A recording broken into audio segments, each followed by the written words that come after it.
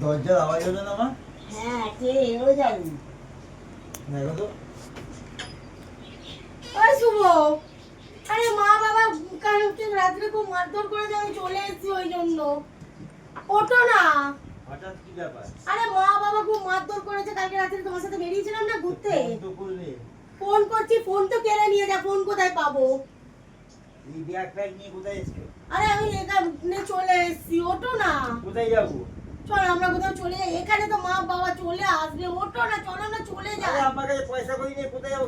খাওয়া দাওয়া করে তুমি ব্যাগে দুই চারটে জামা প্যান্ট নিয়ে এসে চলো না, চলো। আরে না গো, মায়ের যে গয়না পুরো সব নিয়েছি, আর বাবা 10 লাখ টাকা ক্যাশ ছিল নিয়ে নিয়েছি। যা যা যা চলে যা। চলে চলে যা। আর প্যান্ট পরো, প্যান্ট পরো, প্যান্ট পরো। ব্যাগ বড় ব্যাগ বড়। তুমি এই দিকটা একটু সাইডে নিও, হ্যাঁ হ্যাঁ হ্যাঁ আমরা চলে যাচ্ছি, সাইডে ঠিক আছে? নেবো।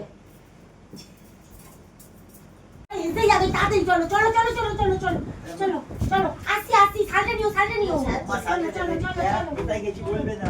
হ্যাঁ হ্যাঁ